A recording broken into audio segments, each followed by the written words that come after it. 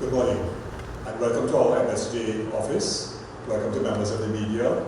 I'm joined this morning by one of our activists from the Victoria region, Nigel Charles, who has joined me this morning. Obviously, we don't encourage any significant numbers given the COVID regulations. Thank you very much to members of the media for joining us, and a very good morning to all of those who are following on our Facebook live stream. I want to thank Hollis once again for facilitating that Facebook live stream. From day one, which was more than a year ago, you would recall that right here at our MSJ office, I identified on behalf of the party that the COVID-19 pandemic has two dimensions. One, of course, is the health dimension, and secondly, there's the economic dimension. At that time, I indicated that we would defer to the scientists and to the health professionals in the Ministry of Health, and we have done so with respect to all of the advice, regulations, recommendations that they have provided very well to the people of Trinidad and Tobago over the last 13 and a half months. In addition to that, though, we did say that the second dimension was economic, and that we would address the economic issues arising out of the pandemic. Because it was clear that in March of last year, the government was focused only on the health aspect and did not seem to appreciate or understand or recognize that it was necessary to move simultaneously with the preparation for the economic fallout from the pandemic. Over the period of time, there of course has arisen a third dimension, which is social, with respect to the impact of the pandemic on how schools have functioned, how the education system has worked, and the resulting negative challenges, or the challenges that our children have had to face with respect to online learning, access to data, access to devices, which a year after is still a problem for tens of thousands of our children.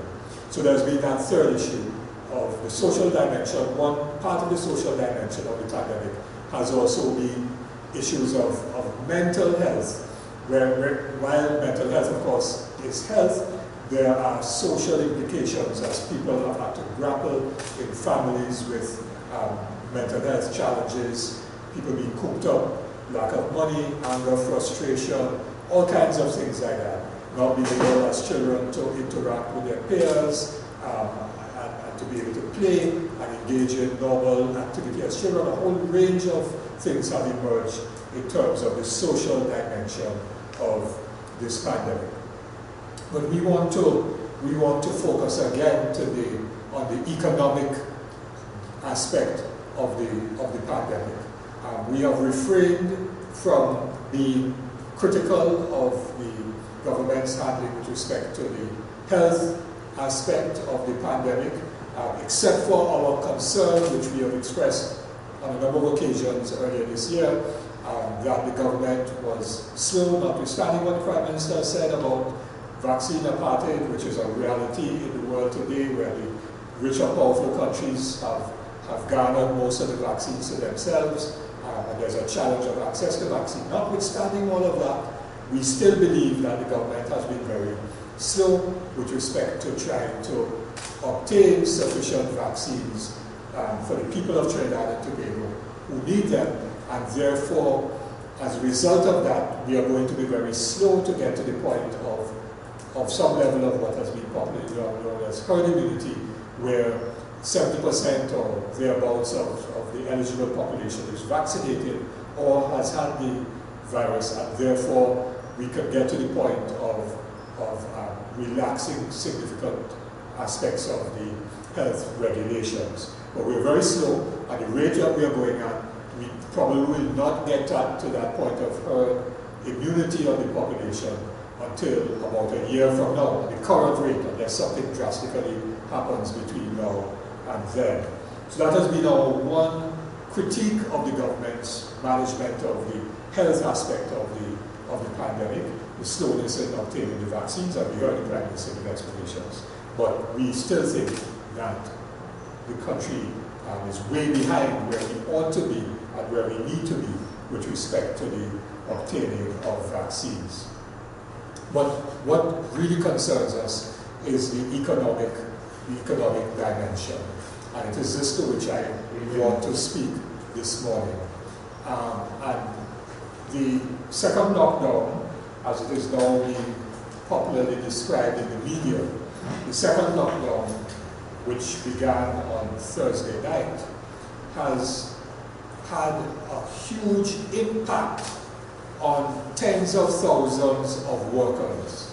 These are workers who do not have high wages or salaries, would have had very little savings under the best of circumstances, and given the fact that they were out of work for a significant part of last year, they would probably have 0 to minor savings. They're in debt.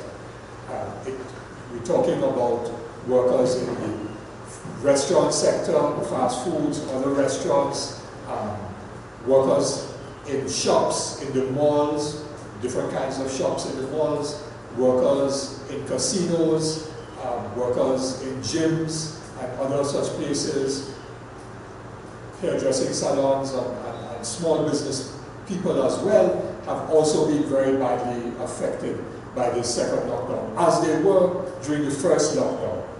Now, the fact of the matter is that while the government provided some limited support during the first period of lockdown, that support would not have been sufficient to make those workers who lost their jobs or were temporarily laid off and so on, would not have been sufficient for those workers to keep them whole. In other words, to enable them to have enough to provide for themselves and their family during the first lockdown. And because many business places were slow to open back up after the first complete lockdown. So it wasn't as if after the first 3 months everybody started back up at 100%. No, it didn't work like that. It was a very slow process of reopening. And up to now, there are still people who lost their jobs a year ago who have not gotten back employment to this day. So for those who lost their jobs a year ago and have not gotten employment but were hoping that something would begin to happen around this time, their hopes have been totally shattered. As for those who did get back employment and are now back on the breadline, they are also in trouble, serious trouble. The Prime Minister likes to give all kinds of Tobago colloquialisms when he's speaking. He said the other day that his grandmother or somebody told him that if you were born to harm, you wouldn't drown.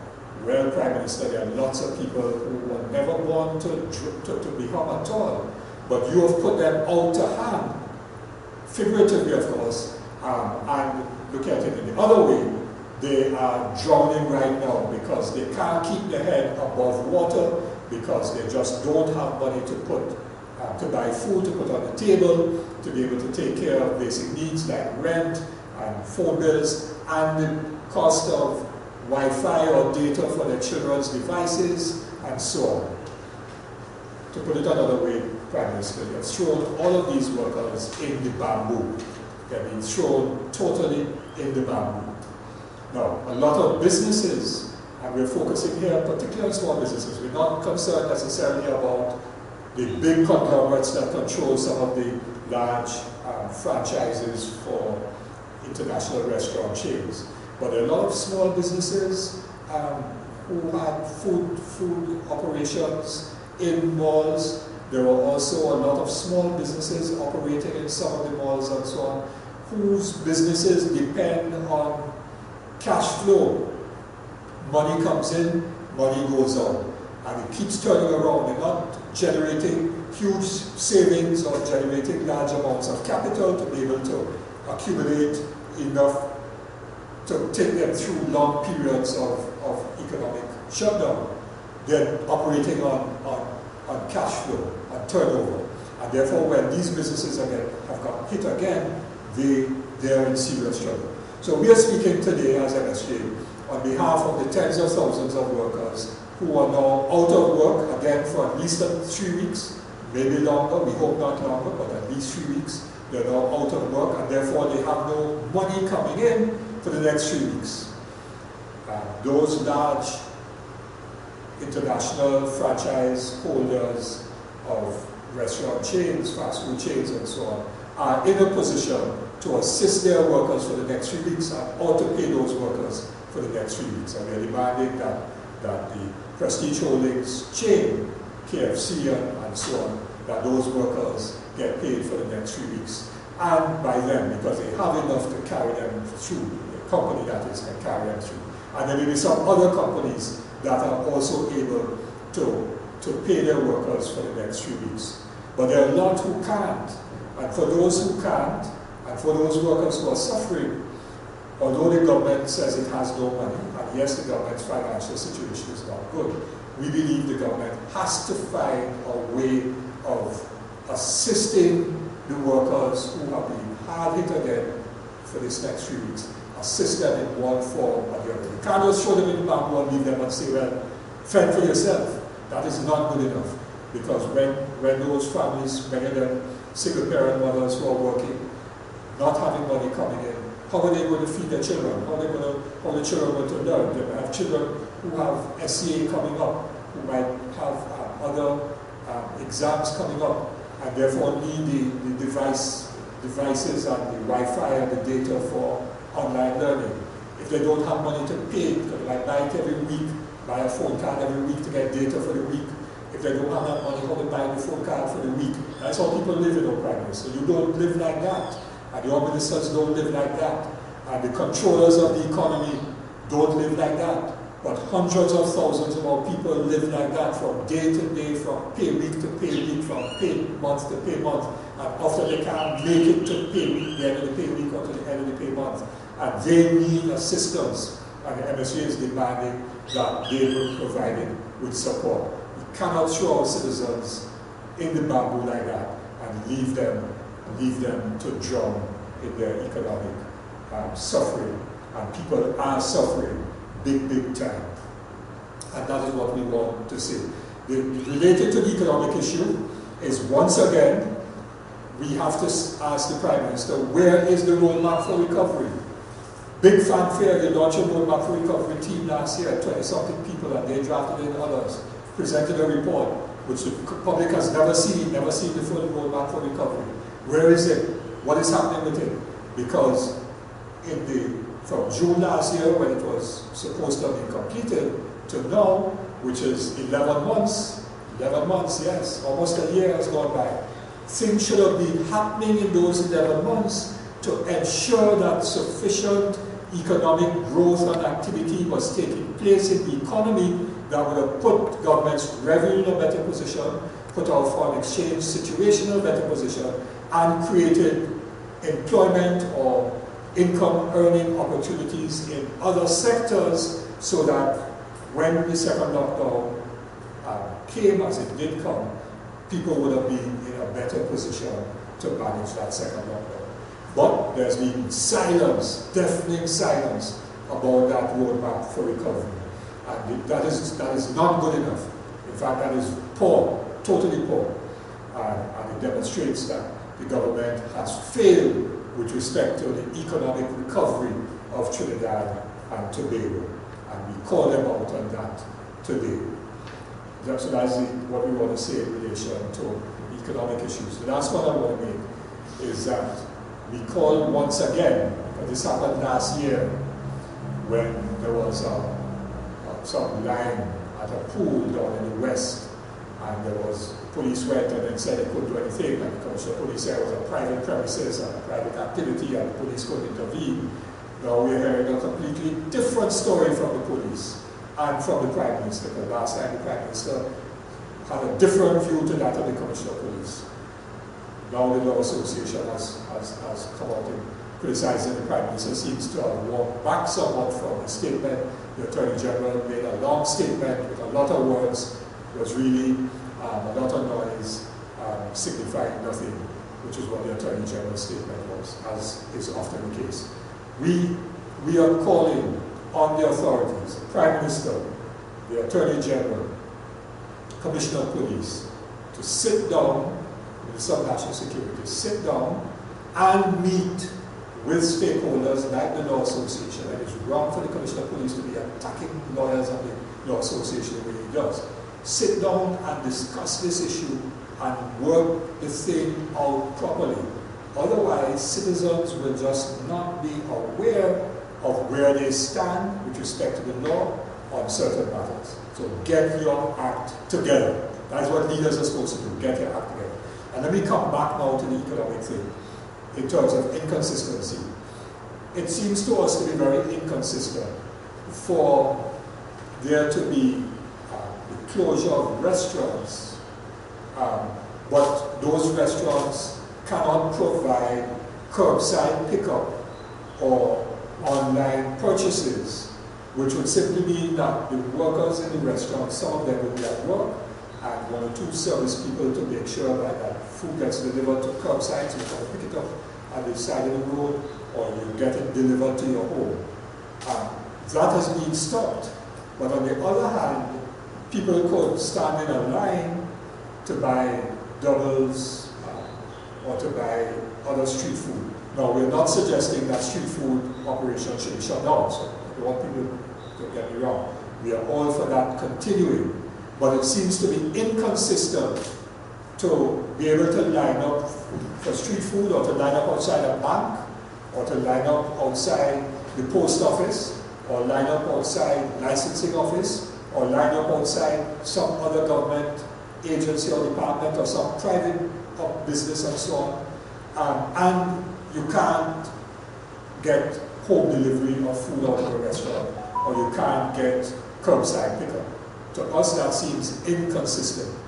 And when the government is dealing with these matters, they could have allowed, in our respectful view, restaurants to have opened, not for in-house dining, not to go inside and congregate to get your food, no, but to allow for online sales and curbside pickup, because that would not have encouraged or facilitated congregation and the risk associated with congregation. These inconsistencies need to be addressed by the government, for sure. And there may be others, but we will leave it there for now. We certainly hope that a number of small business people were allowed to go into the malls on Friday to be able to collect some of their merchandise, to allow them to sell, because this coming week is Mother's Day. Next week Sunday is Mother's Day, which is one of the biggest periods of sales for a lot of stores. Not our stores in the malls, but other stores. So we certainly hope that some of those business people were allowed to get their merchandise out, so that they could perhaps pivot a little bit and do online sales to take advantage of their traditional clientele for Mother's Day, and to enable those businesses to earn some money, which means that they may then be able to assist their employees in this growing season. So those are the statements that we wish to make, as of course we do support all of the calls and encouragement for people to adhere to the protocols of sanitizing, wearing a face mask, washing hands, social distance, etc. For those who may not be certain, I do have my face mask. It's just that when I'm speaking here, I took it off.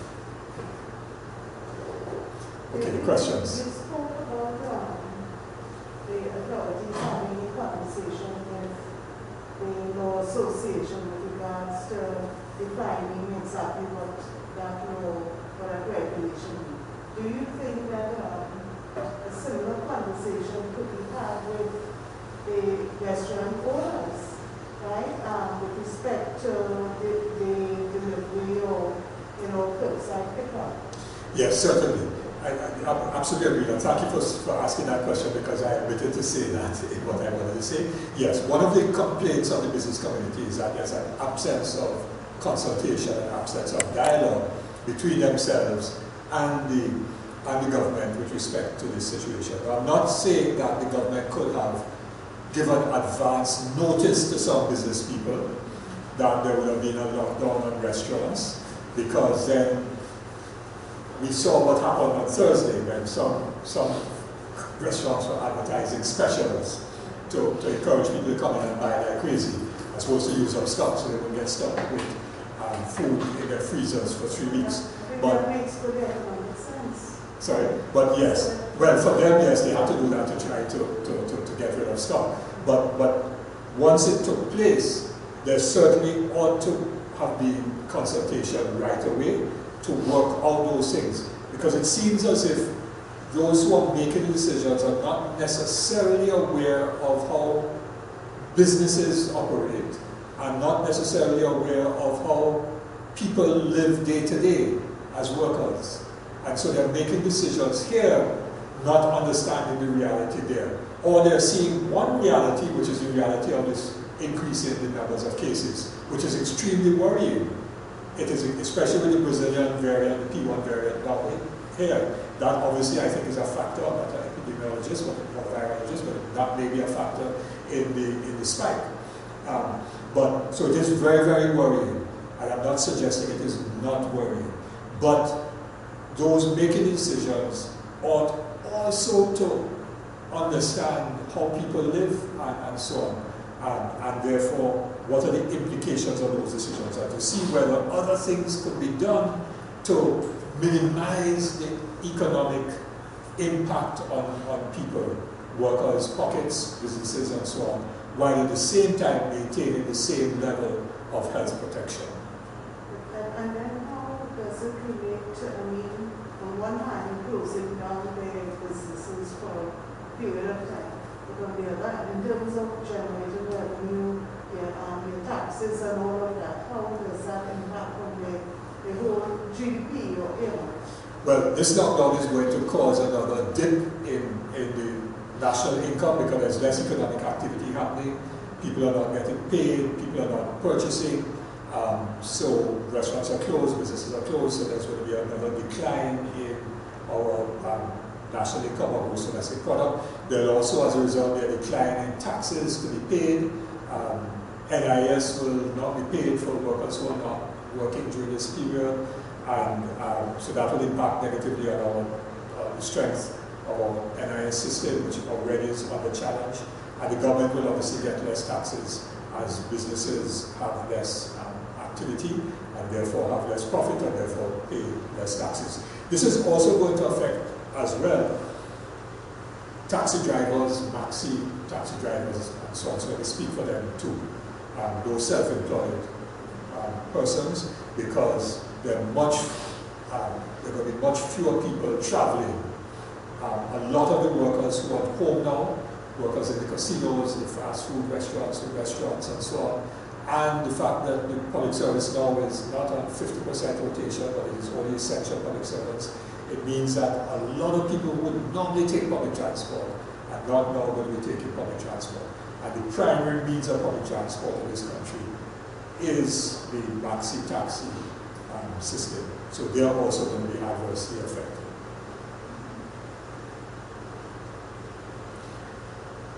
Okay, we good? Hollis?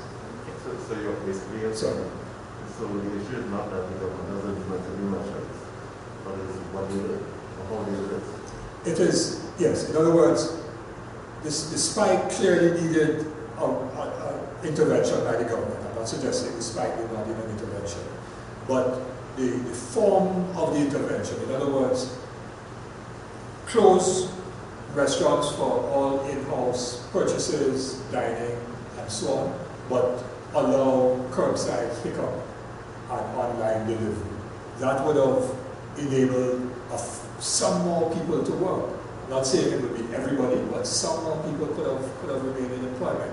And the businesses may have had some level of turnover to therefore help those workers who would have had to be laid off as a result of no in-house dining and so on. So there are ways of thinking about it to keep a balance between saving lives and saving livelihoods.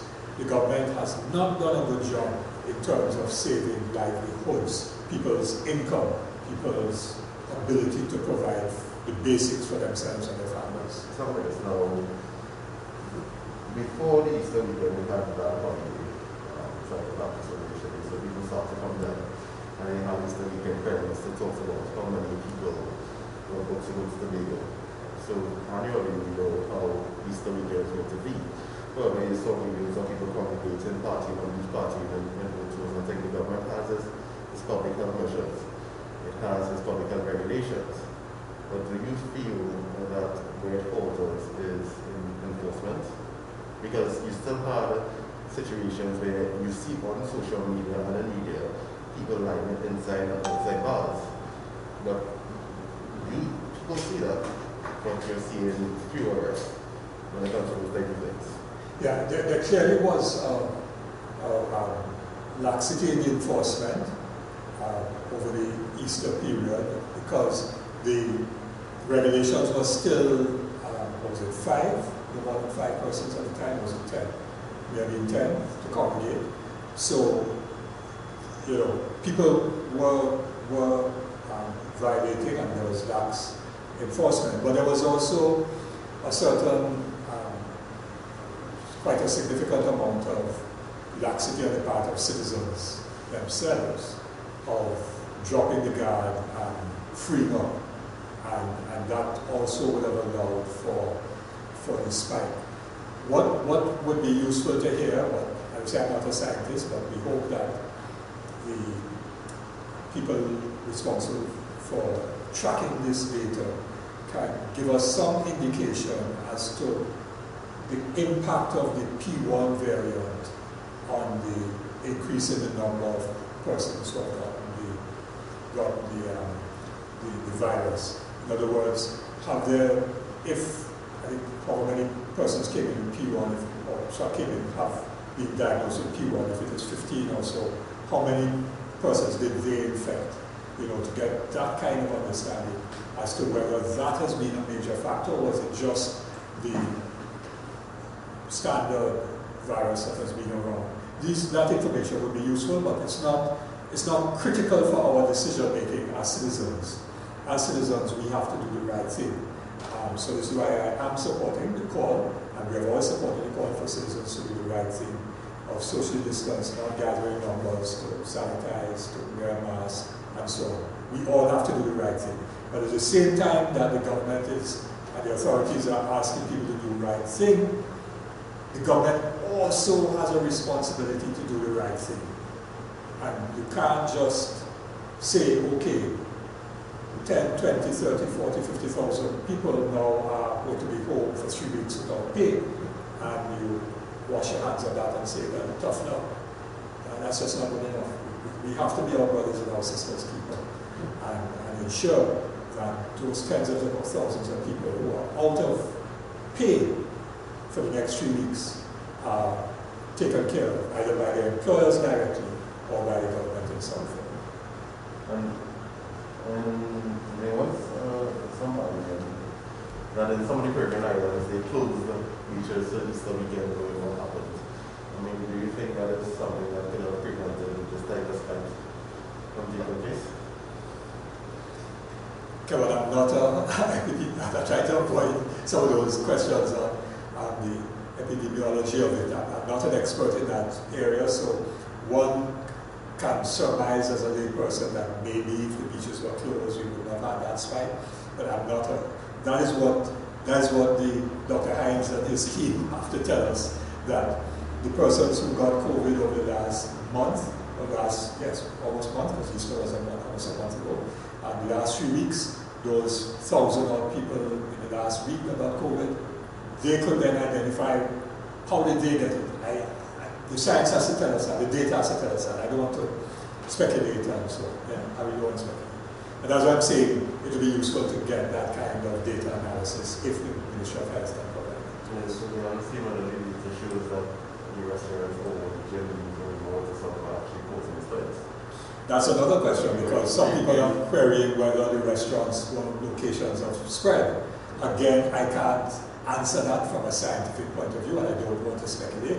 And then people say, well, I'm going to say that, and so on. I have no evidential basis. I try to stay away from issues around which I don't have evidential basis to speak on. So I can't say that restaurants are bars. You saw people lying outside bars, you saw people by restaurants eating outdoors, and so on, and some people eating outdoors. I can't say to what extent those things were directly responsible for the spike. It is the people who are doing the contact tracing to tell us that, and with some data. So all I'm saying is let us all be responsible as citizens, but at the same time that we are responsible as citizens, both the government and those employers who are sufficiently financed also have to be responsible for taking care of those who are now unemployed and cannot take care of themselves and their families as a result. Okay?